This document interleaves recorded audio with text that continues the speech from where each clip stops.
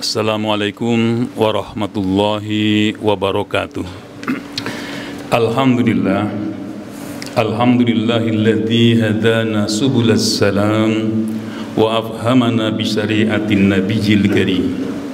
Asyhadu an la ilaha illallah wahdahu la syarika lah, dzul jalali wal ikram.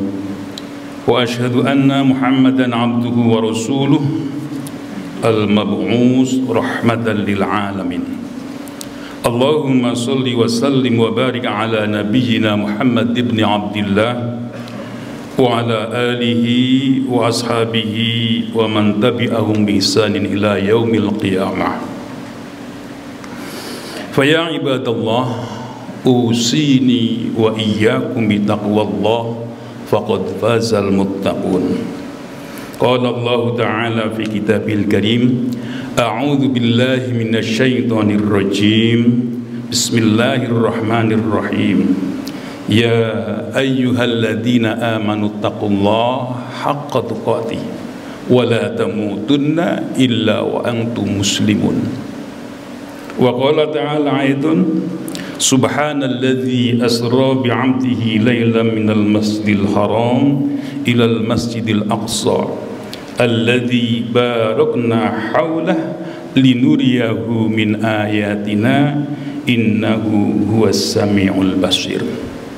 Hadirin jamaah Jumat yang berbahagia, mari kita panjatkan puji syukur kehadirat Allah Subhanahu wa taala yang telah melimpahkan berbagai macam bentuk kenikmatan, baik nikmat dohir maupun nikmat batin, terutama nikmat iman dan Islam. Salat dan salam kami aturkan kepada junjungan Nabi kita, Nabi Muhammad sallallahu alaihi wasallam, yang telah membina umatnya dengan penuh rasa kasih sayang. Dan lebih dari itu, contoh yang patut kita ambil di dalam kehidupan sehari-hari, baik pribadi, keluarga, kelompok, dan bahkan di dalam berbangsa dan bernegara. Hadirin jamaah Jumat yang berbahagia, kalau kita lihat dalam Al-Quran itu ada istilah Syahrul Hurum. Syahrul Hurum itu kalau diartikan yaitu bulan-bulan yang dihormati, yaitu ada Dzulqa'dah, Dzulhijjah, dan Muharram. Yang satunya yaitu Rajab. Nah, disinilah bulan Rajab termasuk Syahrul Hurum, bulan yang dihormati. Dan dulu orang-orang jahiliyah itu ketika bulan-bulan ini tidak ada peperangan demi menghormati bulan ini. Dan pada bulan ini juga yaitu diperintahkannya sholat 5 waktu. Jadi kalau di bulan Rajab berarti kita memperingati perintahnya, yaitu perintah sholat 5 waktu, yang tidak sama dengan perintah-perintah yang lain. Sehingga kalau kita lihat sholat itu menjadi ciri khas sebagai seorang muslim atau bukan. Dan Allah nyatakan, awwalu ma yuhasabu bihil abdu yaumal qiyamah as-sholah. Yang pertama-tama dihisab nanti di hari akhir itu as-sholah. Bagaimana sholatnya? Hadirin jemaah Jumat yang berbahagia, sekarang bagaimana Allah menjalankan Isra Mi'raj ini? Kalau kita lihat dari ayat Al-Quran, peristiwa Isra Mi'raj itu Isra-nya ini diawali dengan pernyataan Subhanalladzi asra bi'abdi. Kalau dalam bahasa Arab itu subhana itu artinya maha suci. Jadi yang bisa menjalankan orang itu hanya yang maha suci, yaitu Allah. Jadi kalau dalam bahasa Arab itu ada kalimat yang disebut dengan lazim, ada kalimat yang disebut dengan muta'addi. Lazim itu kalau jalan, saro itu jalan. Kalau asro itu dijalankan. Jadi Subhanalladzi asra, maha suci yang menjalankan. Jadi Rasul itu berjalan bukan ruhnya saja, bukan jasadnya saja, tapi bi'abdi, dengan hambanya. Hambanya ruhu wa jasaduh. Nah, itulah yang disebut dengan abdun, hamba. Bi abdi lailam minal masjidil haram ilal masjidil aqsa. Dari Masjidil Haram yang berada di Makkah ke Masjidil Aqsa. Ada beberapa penafsiran yang menyatakan Masjidil Aqsa itu bukan di Palestina, dibilangnya seperti itu, tapi adanya di sana, di atas. Ya memang kalau diartikan Aqsa itu jauh, tapi yang dimaksud di sini yaitu yang ada di Palestina, karena peristiwanya yaitu perjalanan Rasulullah dari Masjidil Haram ke Masjidil Aqsa. Kalau kita lihat latar belakang, jadi kalau kita lihat para Rasul itu mengalami spiritual, pengalaman spiritual yang tidak pernah dilakukan oleh siapapun. Para Rasul menjalani. Dan Muhammad Rasulullah pun demikian, menjalani perjalanan spiritual yang dilakukan oleh Rasulullah, yaitu perjalanan Isra dan Mi'raj. Kita lihat Nabi Musa disebut dengan taklim, wa kallamallahu Musa taklima. Musa itu bercakap-cakap dengan Allah. Itu pengalaman spiritual yang tidak ada orang itu bisa mengalami seperti itu. Begitu juga Nabi Ibrahim alaihissalam juga demikian. Ketika dibakar, ya naru kuni bardan wasalaman. Hai api, engkau jadi ademlah engkau. Tapi pengalaman keagamaan jangan cuma itu saja. Pengalaman keagamaan itu ada. Ini ada peristiwa Hajar dengan Nabi Ibrahim. Ketika Hajar itu diperintahkan berpisah jauh dengan Sarah, ketika itulah dia itu berada di tempat yang padang pasir yang begitu gung liwang-liwang istilahnya, hanya bebatuan yang ada. Hajar bertanya kepada Ibrahim, ini kehendakmu atau kehendak Allah ya Ibrahim? Ibrahim menyatakan, bala, iya ini kehendak Allah. Apa kata Hajar? Kalau ini kehendak Allah, maka tidak mungkin Allah itu akan menyia-nyiakan makhluknya. Artinya segalanya itu akan disediakan. Hadirin jemaah Jumat yang berbahagia, peristiwa Isra ini adalah latar belakangnya. Kalau kita lihat perjuangan Rasul itu luar biasa. Rasul ketika berada di Makkah penuh dengan tantangan, penuh dengan rintangan. Ya bahkan ketika akhir-akhir ketika beliau itu akan disuruh hijrah, ya karena ada kesepakatan untuk membunuh Rasul.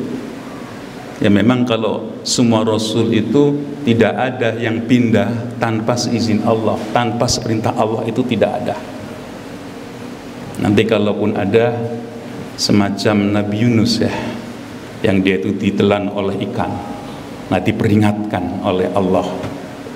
Nah disinilah Nabi Muhammad ketika berada di Makkah itu sudah pada puncaknya, puncak yang luar biasa, ketaatan yang tidak ada bandingnya. Di sana dia ditinggalkan oleh istrinya, yaitu Khadijah. Khadijah adalah pendamping yang setia, pendamping yang luar biasa, yang tidak ada tandingannya. Sampai ketika Nabi Muhammad berada di Madinah, itu selalu teringat dengan Khadijah, sehingga Aisyah pun cemburu. Nah, Khadijah luar biasa. Ketika itulah Khadijah wafat. Ketika wafat pun ketika ditanya dan melalui Fatimah, tolong tanyakan kepada ibumu apa yang dia inginkan dariku. Cuma bilang apa? Ya Rasul, kalau aku mati, jadikanlah sorbanmu itu sebagai kafannya. Cuma begitu, gak ada yang lain-lain. Inilah Khadijah, luar biasa, kesetiaannya luar biasa. Nah, ditinggallah oleh Khadijah yang mengorbankan hartanya untuk dakwah Rasulullah. Begitu juga pamannya yang ketika di akhir ajalnya diajari dengan kalimat syahadatain untuk bersaksi bahwa Muhammad adalah utusan Allah dan Allah adalah sebagai Tuhannya, tidak mengungkapkan dua kalimat syahadat. Sehingga ada ayat Al-Quran yang berkaitan dengan yang disebut dengan Amul Huzni, yaitu meninggalnya Khadijah dan meninggalnya paman Rasul, yaitu Abu Thalib. Maka ada pernyataan, innaka la tahdi man ahbabta walakinnallaha yahdi man yasha. Innaka engkau Muhammad la tahdi, tidak bisa memberikan petunjuk man ahbabta kepada orang yang engkau cintai, walakinnallaha akan tapi Allah yahdi man yasha, akan berikan petunjuk kepada orang yang Allah kehendaki.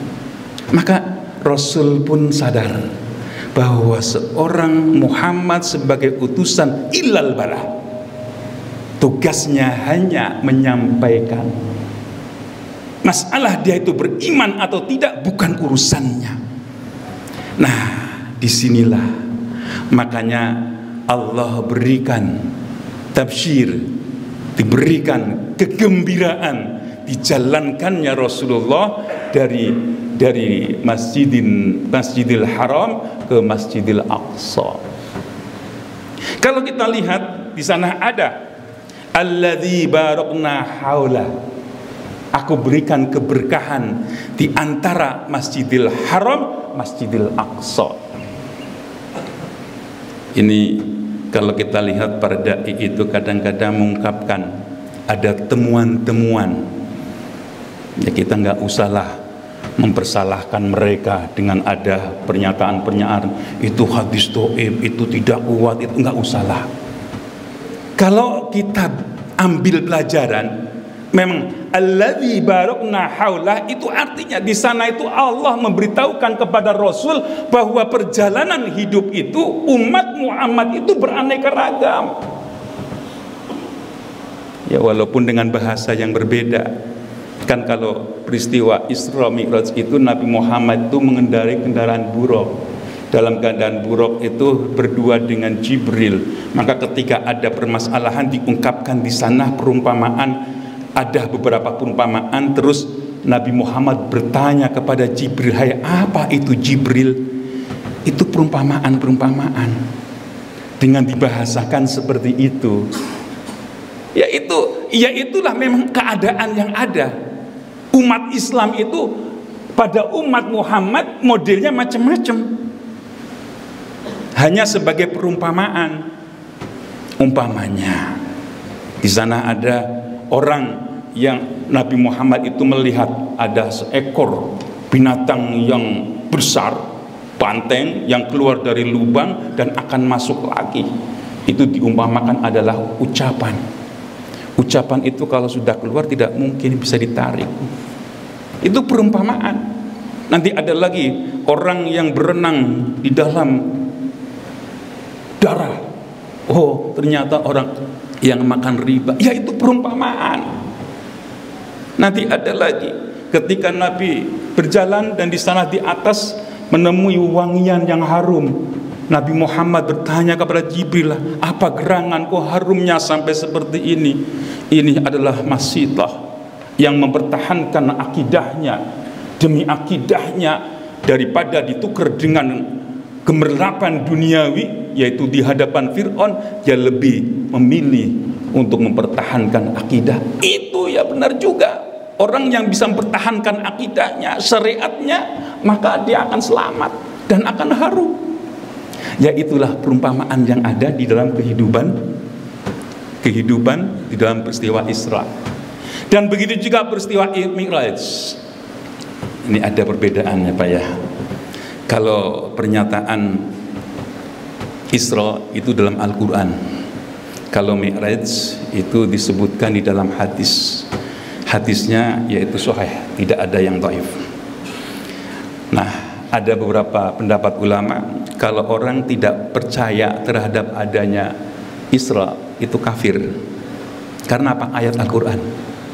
Kalau orang tidak percaya terhadap adanya Mi'raj itu fasik, dosa besar. karena itu yang diungkapkan adalah hadis Rasul. Nah, begitu juga ketika Rasul naik ke atas langit. Nah, di sana ketika berada akan ke Sidratul Muntaha, Jibril tidak bisa, ini bukan makomku, ini makommu, engkau harus menghadap Allah, aku pisah, aku tidak bisa. Nah, disinilah Nabi Muhammad itu menerima perintah sholat 5 waktu. Ya, nanti ada beberapa kisah bagaimana Rasulullah itu turun, dan turun ketika itulah ada Musa dan sebagainya. Wallahu a'lam benar salahnya. Tapi ya itulah perumpamaan. Jadi Rasulullah bertemu dengan orang-orang yang terhormat. Jadi kalau diumpamakan di sini perjalanan Isra Mi'raj itu adalah perjalanan horizontal dan vertikal. Jadi horizontal inilah keadaan kita semuanya.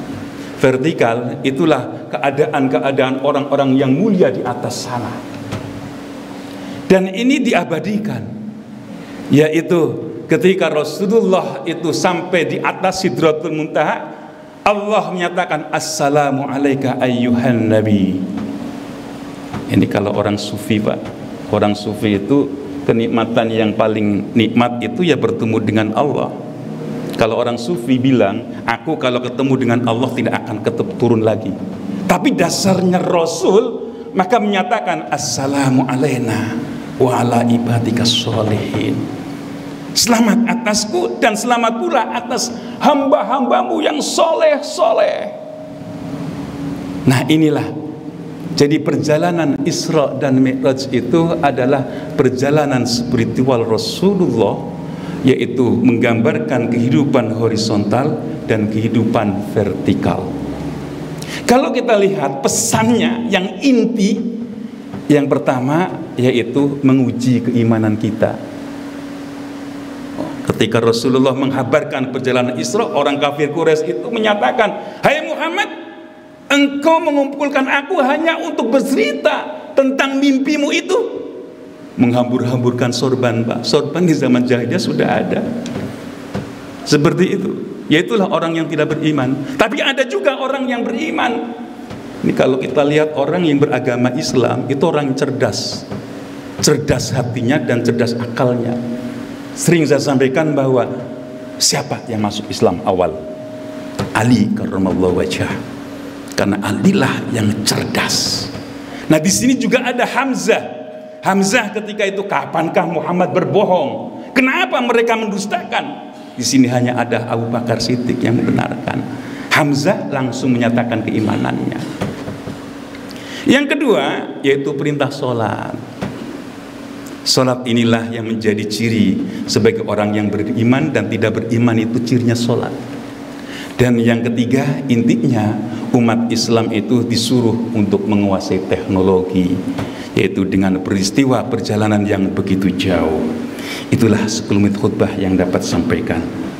Inna hadzal Qur'an yahdi lillati hiya aqwam wa yubashshirul mu'minina alladzina ya'maluna sholihat anna lahum ajran hasanah.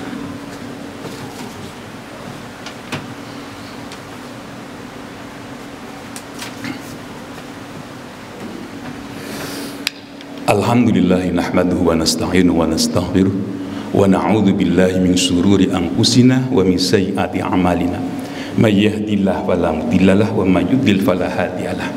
Asyhadu an la ilaha illallah wahdahu la syarikalah wa asyhadu anna Muhammadan abduhu wa rasuluh la nabiyya ba'dah. Fa ya ayyuhal hadirun kiram ittaqullaha haqqa tuqatih wa la tamutunna illa wa antum muslimun. Hadirin jamaah Jumat yang berbahagia, di khutbah yang terakhir ini inti Isra dan Mi'raj yaitu kita disuruh untuk menjalankan sholat 5 waktu. Itu yang paling inti, yang tidak boleh kita tinggalkan sebagai ciri sebagai seorang muslim. Qala Allah Ta'ala fi kitabil karim, innallaha wa malaikatahu yusalluna 'alan nabi ya ayyuhalladzina amanu sallu 'alaihi wa sallimu taslima. Allahumma shalli wa sallim ala nabiyyina Muhammad ibn Abdullah wa ala alihi wa ashabihi wa man tabi'ahum bi ihsan ila yaumil qiyamah. Allahumma ighfir lil muslimin wal muslimat wal mu'minin wal mu'minat al ahya'i minhum wal amwat innaka sami'un qaribun mujibud da'wat wa ya qadiyal hajat. Ya Allah, ya Rabbi, kami bersaksi bahwa Engkau Tuhan kami ya Allah, dan Muhammad adalah utusan-Mu ya Allah. Tetapkanlah kepada kami iman Islam yang Engkau kehendaki, iman Islam yang dicontohkan oleh Rasul-Mu, oleh sahabat-sahabat-Mu, oleh para alim ulama yang warasatul anbiya ya Allah ya Rabbi. Tanamkanlah kepada kami iman yang benar, Islam yang benar ya Allah ya Rabbi. Berikanlah kepada kami rizki yang halal, bisa memenuhi kebutuhan kami, kebutuhan istri-istri kami, kebutuhan keluarga, kebutuhan orang yang membutuhkan pada kami ya Allah. Rabbana taqabbal minna du'aana innaka antas sami'ud du'a wa tub alaina innaka antat tawwabur rahim. Rabbana dhalamna anfusana wa illam taghfir lana wa tarhamna lanakunanna minal khasirin. Rabbana atina fid dunya hasanah wa fil akhirati hasanah wa qina adzabannar. Walhamdulillahi rabbil alamin. Aqimus shalah.